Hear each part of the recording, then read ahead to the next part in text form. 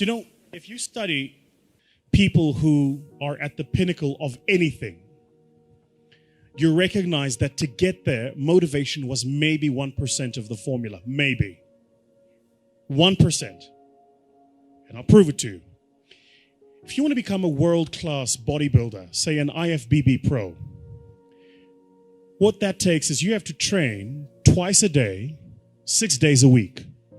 You have to have 8 meals a day. Your calorie intake is regimented. Your meals are pre-planned and pre-cooked. You don't eat according to taste, you eat according to function. So my trainer, for instance, will eat and I'm going, what are you eating? And he's having he'll have chicken that was boiled without salt. And he'll have like half a kilo of it. I mean, what are you doing? He says, I'm taking in protein. He doesn't say I'm eating. He says, I'm taking in protein. For him, it's functional. It's not taste-based. Then you will probably have to train for a minimum. And this is if you are a genetic phenom.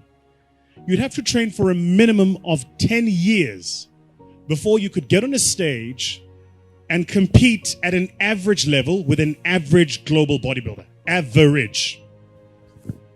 Okay. So why am I telling you this? All of us here at the beginning of a new year write these things called New Year's resolutions. And then New Year's resolutions, number 1, make more money. Yeah? Number 2, change my boyfriend. Number 3, get into shape. Yeah? Number 3, get into shape is somewhere in the top 3. So what do? You go to the gym, you get a gym membership. Yeah? You go to the local Nike store and you buy like all of your gym gear.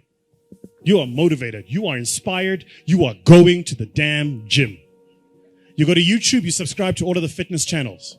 You go to your Instagram, you follow all of the fitness models. You are motivated. You are going to the damn gym. You're going to get in shape.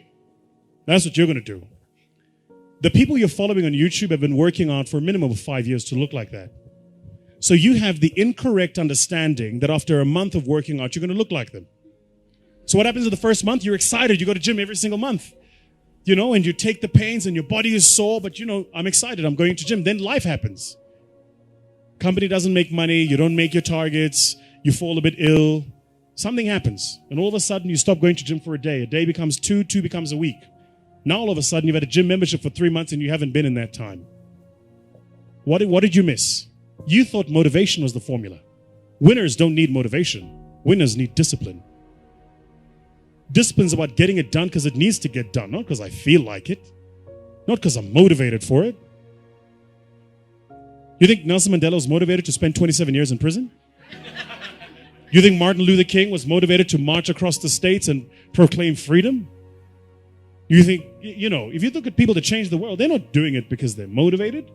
They're doing it because they made a commitment to do it and they disciplined to see it through.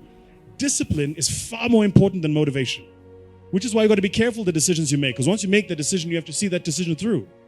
Like my mentor says, first we make the decisions, then the decisions make us. So you got to be very careful the decisions you make. Be very careful the commitments you make. Motivation, I'm telling you now, is completely overrated. It's important. Don't get me wrong.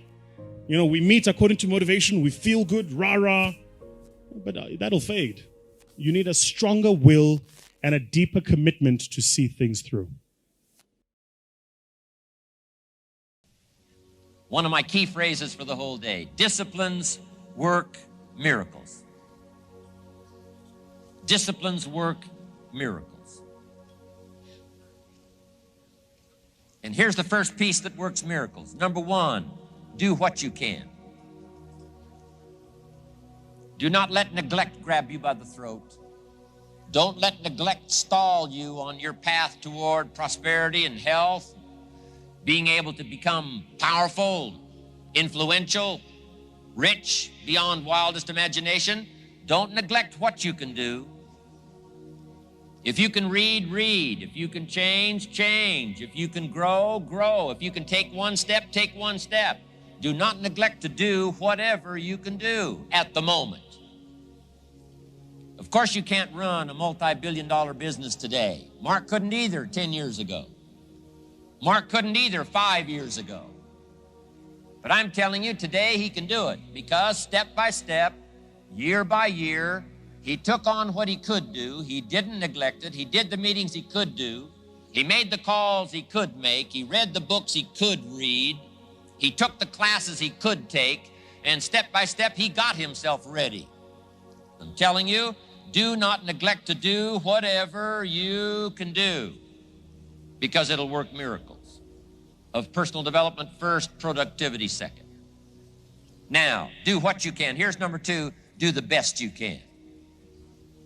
If it's a foggy night and you can only see 100 feet, how can you see another 100 feet? Answer, walk the first 100 feet. Walk as far as you can see, and then you can see some more.